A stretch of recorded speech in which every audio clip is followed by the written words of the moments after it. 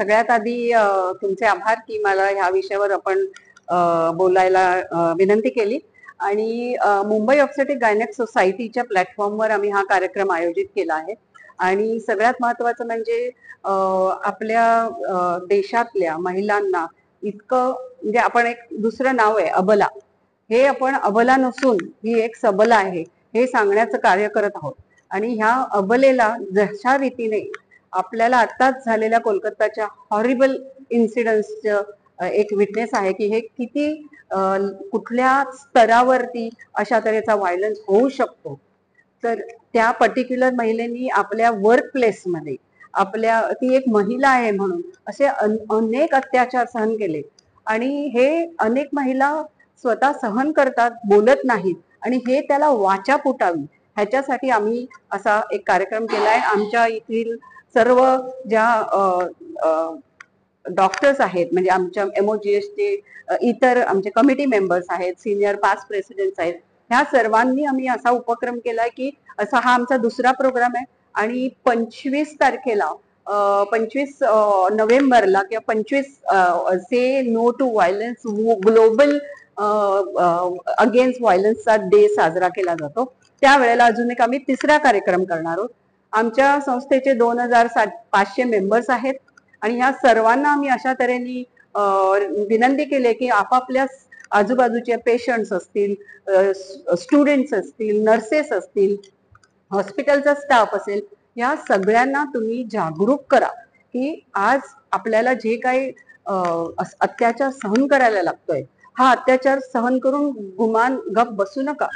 त्या अत्याचाराला वाचा फुटलीच पाहिजे. आम्ही ज्या क्षणी हे कोलकाताचा इन्सिडेंट झाला त्या क्षणी आमचे MOGSचा प्लॅटफॉर्म आणि आमचे सर्व कमिटी मेंबर आझाद मैदानवर जाऊन मोठं तेथे प्रोटेस्ट केला की या निर्भयाला जस्टिस मिळालाच पाहिजे. आणि आम्ही खास करून गायनेकोलॉजिस्ट असल्यामुळे हा विषय आम्हाला जास्त हाताळणं गरजेचं आहे आणि आमच्याकडे हे अशा रेप केसेस अनेक वेळा येतात आणि त्यांना आम्ही कसं केलं पाहिजे असं म्हणून आम्ही डॉक्टर्सचं सुद्धा एक म्हणजे सेशन किंवा CME घेतो की अशी केस आल्यावर तुम्ही कशी त्याला हँडल केली पाहिजे, कारण हे फार सेन्सिटिव्ह इश्यू आहे त्यासाठी. आता तुम्ही एक विचार करा, रावणाला 10 डोकी असतात, 10 ब्रेन्स असतात, पण स्त्री देवी जी आहे आपली देवी मा आहे तिला एकच डोकं एकच मेंदू पण 10 भुजा. म्हणजे ती किती काम करते, किती तिच्या हातून घडतं आणि प्रत्येक हातामध्ये तिला एक वेगळं आयुध आणि शस्त्र दिलेलं आहे आणि तिचं कार्य किती मोठं असेल आणि तिच्यावर किती जबाबदाऱ्या आहेत हे त्याचं एक म्हणजे एक साधारण एक काय म्हणतात त्याला आपण सिम्बॉलिक आहे. म्हणजे ते दिसतं तुम्हाला की मला तर मराठी शब्द आठवला नाही. तर अशा तऱ्हेने हे देवीचं रूप आहे आणि तुम्हाला खूप आनंद वाटेल की आमचा हा जो प्री कॉन्फरन्स वर्कशॉप आहे, उद्यापासून आमची 2 दिवसाची ITC मध्ये कॉन्फरन्स आहे. तर त्या कॉन्फरन्सच्या उद्घाटनाला आम्ही हा एक्झॅक्ट ऍक्ट करणार आहोत की दुर्गा देवी येऊन महिषासुराचा वध करते आणि त्याच्यानंतर दुर्गा देवीचा बिकॉज आता जे 3 तारखेपासून आपलं घटस्थापना होणार आहे आणि नवरात्री येणार आहे, तर हे सगळ्यांना दाखवण्यासाठी की अबला नसून सबला आहे आणि तिचे सशक्तीकरण करा. आज दुर्गा मातेमध्ये जेवढी ताकद आहे तेवढी तुमच्यामध्ये सामावली पाहिजे. तुम्ही एवढे सशक्त झाले पाहिजेत की तुमच्या समोर येणारा प्रत्येक कुठल्याही अशा गैरवर्तणुकीचा सामना तुम्ही करता आला पाहिजे. आणि त्यासाठी आमची ब्रँड अँबॅसिडर वर्ल्ड चॅम्पियन मेरी कॉम हिने आमच्यासाठी अतिशय एक सुंदर मेसेज दिलाय, जो आमच्या प्रत्येक प्रोग्रामला आम्ही हा मेसेज दाखवतो आणि she is very very happy to be the brand ambassador with Mumbai obstetric gynaec society. तिने हेच सांगितलंय की ती इतक्या अडचणीतनं पार झाली, इतकी मोठी वर्ल्ड चॅम्पियन झाली, ती काय सहज नाही झाली. तिच्यासाठी खूप तिला कष्ट पडले, कितीतरी गोष्टींचा सामना करावा लागला आणि शेवटी ती जी बॉक्सिंगची तिची जी फील्ड आहे त्याच्यात जनरली महिला जात नाही, परंतु हिनी जे काही यश संपादन केलं आहे ते ती सांगत असते की तुम्ही माझ्याकडे बघा आणि तुम्ही स्वतः इतके सबल व्हा की कुठल्याही अशा तऱ्हेने आलं तर त्याला मारायला पुढे मागे बघू नका. हा एक मेसेज संदेश तिच्या भाषणात आम्हाला मिळतो. तो भाषण आम्ही आमच्या वेबसाईटवर पण ठेवला आहे आणि त्यामुळे एक प्रकारचं आमच्या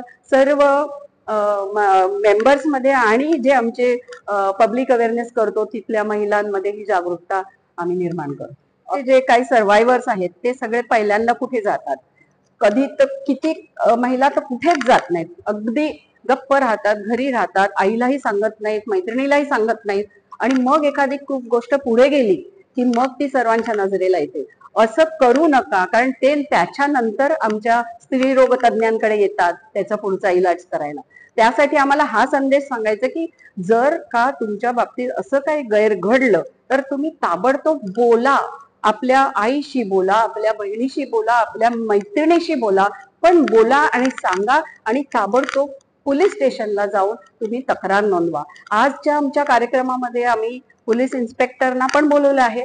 ते ह्या बाबतीचे सगळं ज्ञान देणार आहेत, काय काय ऍप्स अवेलेबल आहेत, कुठल्या हेल्पलाईन्स अवेलेबल आहेत, आणि अशा परिस्थिती आलात तुम्ही तर कोणाकडे जायचं, आणि त्यासाठी समजा आजूबाजूला कोणी नसलं तर तुम्ही सेल्फ डिफेन्स कसा करा, सेल्फ डिफेन्स कसा करण्याची एक पूर्ण टीम आमच्याकडे आलेली आहे.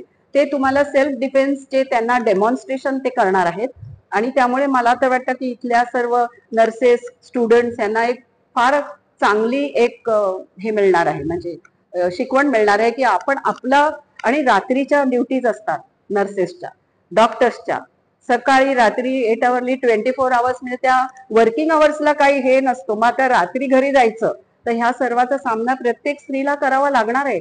पण असं काही जर घडलं तर तुम्ही कसं सेल्फ डिफेन्स केला ह्याचं शिक्षण मिळालं पाहिजे. ज्या लोकांनी डॉक्टर सुचित्रा पंडित आहेत, त्या आमच्या पूर्वीच्या पास्ट प्रेसिडेंट आहेत. डॉक्टर गीता बलसारकर आहे, त्या माझी सेक्रेटरी आहे. मायसेल्फ मी डॉक्टर सुवर्णा खाडीलकर, मी प्रेसिडेंट आहे सध्या, आणि मी नॅशनल लेव्हलची पण सेक्रेटरी आहे, डेप्युटी सेक्रेटरी जनरल आहे. आणि आज इतर लेक्चर देणारे डॉक्टर रीना वाणी आहेत, डॉक्टर मंदाकिनी मेघ आहेत. या सर्वांनी दोघांनी तर त्याच्यावर पुस्तकही लिहिलेलं आहे. त्यामुळे ते पुस्तक वाचूनही अतिशय सुंदर शिक्षण मिळू शकतं की ह्याबाबत आपण कशी ऍक्शन घेतली पाहिजे. धन्यवाद.